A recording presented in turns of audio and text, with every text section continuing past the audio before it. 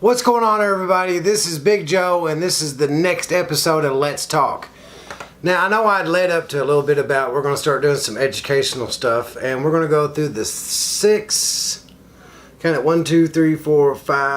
stages of what treatment looks like. What does inpatient treatment look like? What are the steps? What are the phases?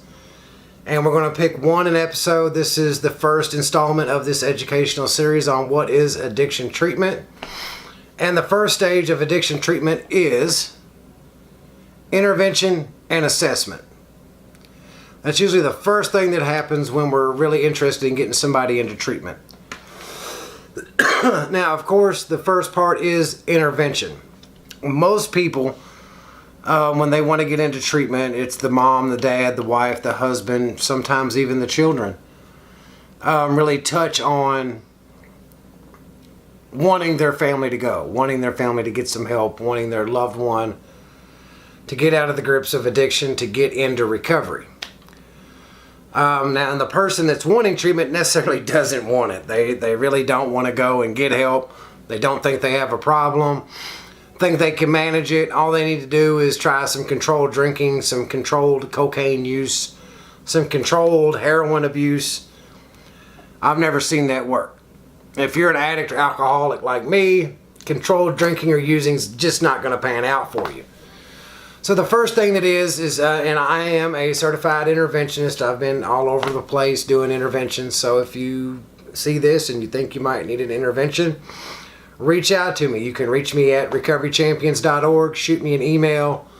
We will talk and do a proper assessment on your situation and see if I'm the right fit. If I'm not, I know other interventionists all over America will find one that's right for your family. Now, when someone reaches out and they want their husband or wife or their family member, their loved one, to get into treatment, they don't want the loved one does not want to go. So you decide we're going to do an intervention. Now, I have seen so many families try to do this on their own. They watch the TV show Interventions. They do some research on Google, which I must have to say in the addiction field, Google's my worst enemy. It gives so much misinformation. Please understand when you're looking for an interventionist or you're looking up a treatment center, the people that come up top on your Google search are the ones that have paid Google the most money for Google ads, and please do your research. Please call the center. Please check into the reviews. Look up the people that you're going to have taking care of your loved one. Do research, do research, do research. I cannot stress that enough. So now, you need an intervention. You're trying to figure out which way to go, trying to figure out what to do, how to do it. The best thing I can tell you right now, if you're watching this and you think you need to have an intervention for your loved one, is to not do it by yourself. The family is the worst person to go in and do an intervention on the loved one. You're too close to it, you're too emotionally attached, and there's different key players to the intervention. You have the enabler, you have the scapegoat, you got the hero. The list goes on. There's usually about 6-7 key players, 6-7 characteristic types. People play a certain role in the family. And now the addict has made every single one of you all sick, and you're suffering just as bad, or if not worse, as the addict. The addict is out there numbing themselves. They're not really feeling much of anything, but you as the family, you as the loved one, you as the best friend, you're feeling everything that they're going through. You're too close to it. So you need a trained professional to come in and understand the intervention, to do it properly. The interventionist should have a treatment option already in place by the time of the interventioning. Now, me typically, I like to, in most cases, not always, but I really, really like to take 2 weeks to get to know the family and the individual that I'm going to be performing the intervention on. Most interventionists, they should come in a pair of two. They should be the actual interventionist and their backup, their support, just to make sure everything's by the book, just to make sure that there's no liability. Safety is key for themselves and for the people that are in the intervention, and most importantly, their client. And that's key, that everyone stays safe.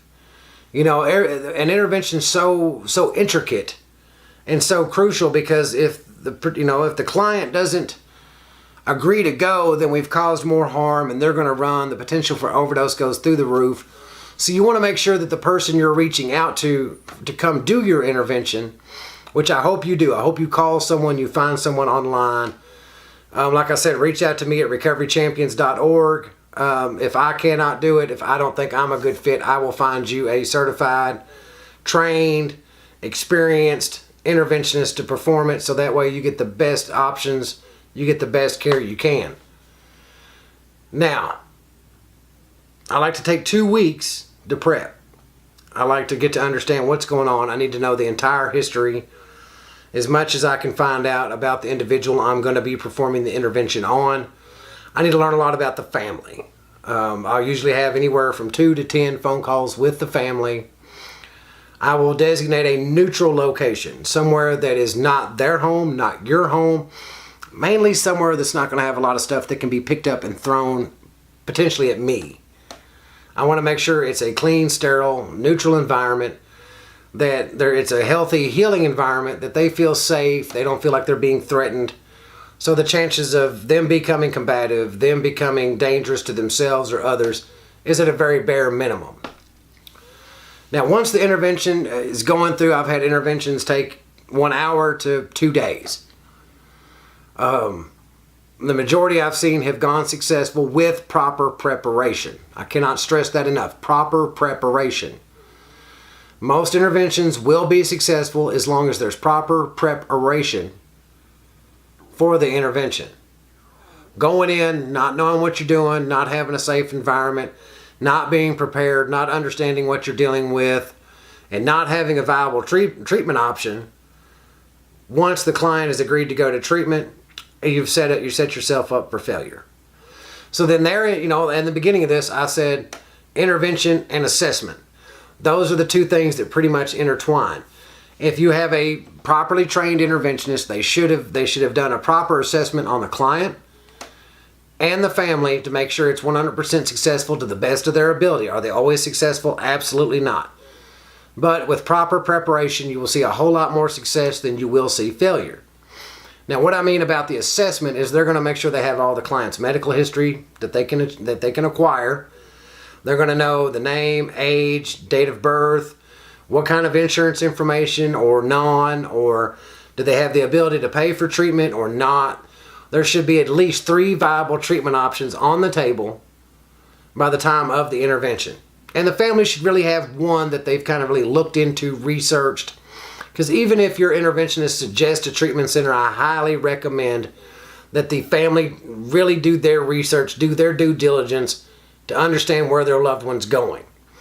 Not every treatment center is the same. Not every treatment center has the same program. Not every treatment center has your loved one's best interest in mind.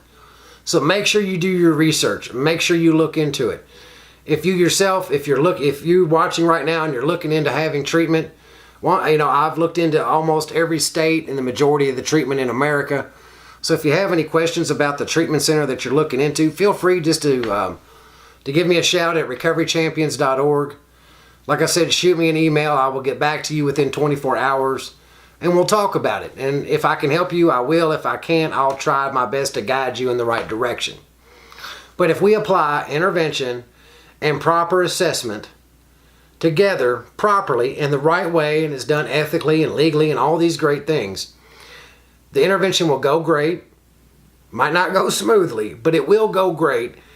And it has a much higher level of success than coming in ill-prepared, uneducated, and just shooting it from the cuff. And I know you as the family and you as the loved one or best friend or whatever, you want the best and you think you know them better than anybody else, but you've not been trained, you've not been educated, you don't really know what you're walking into. And once again, you can research as much as you want on Google, but Google's my worst enemy and gives out so much false information. Because a lot of what you see on Google's people's personal opinion. It's not fact, it's not been documented, it's not been tried and trued.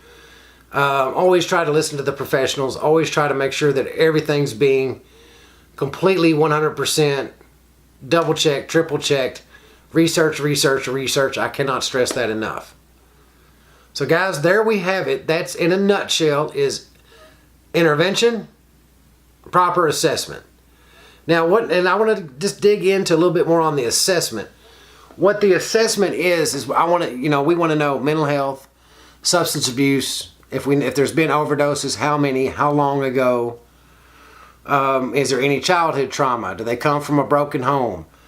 All these things. Has there been a divorce? I mean, every little bitty thing, no matter how small, plays a part in your loved one's complete addiction process. What makes their mind up? What makes them tick? What's that trigger? We want to know everything. Because like I said, not every treatment center and not every interventionist is right for every single client. They're all different. If we have someone that has a traumatic, molestation story, I might not be the best interventionist for that particular case. And I would have to refer you out to someone else that has more experience dealing with people that have went through that traumatic event. Now, we would also have to make sure that we find a treatment facility that can help them deal with that level of trauma. If we have someone and they're really self-medicating due to past traumatic stress syndrome or whatever it looks like, we got to make sure you get to the right treatment center, or at least a good interventionist should. They should be duty-bound to find proper treatment placement based on the trauma and the addiction of the client they're trying to serve. That's very, very key. That is paramount. That should come first and foremost. So when it comes to that assessment, that's just as important as the 2 weeks of preparation for the intervention. Without a proper assessment, finding proper treatment placement, because we just don't want to throw your loved one in any treatment center, the easiest one we can find. We want them to get help. We want them to get the right kind of help. We want them to make sure they address the underlying trauma, that they're getting good treatment, that they're going through a program that's going to help them with what they're dealing with where they're at. Not just a treatment program for them to go into and say that they've completed. They're not all the same. They all don't have the same kind of clinicians. They all don't have the same kind of certifications. Every single treatment center is different, as in every single person is different. So I want to make sure that we find the proper treatment for your loved one. And that's something I truly practice, is proper treatment placement. I want to make sure that they get to where they need to be to get past this, to have this happy life, to become happy, joyous, and free, just like I am. So guys, if you have any questions about interventions or the assessment, I want you to feel free to reach out to me. My name is Joe Turner. You can reach out to me at recoverychampions.org, or feel free to give me a phone call, 859-707-3864. I'm just a guy that is dedicated to long-term recovery and helping as many people, however, whenever, whoever I can, when I can, and the best of how I can. So I love you guys. Thank you for checking out this episode. If you like this, there's going to be more to come. There's going to be 5 more. We're going to go through every stage of treatment.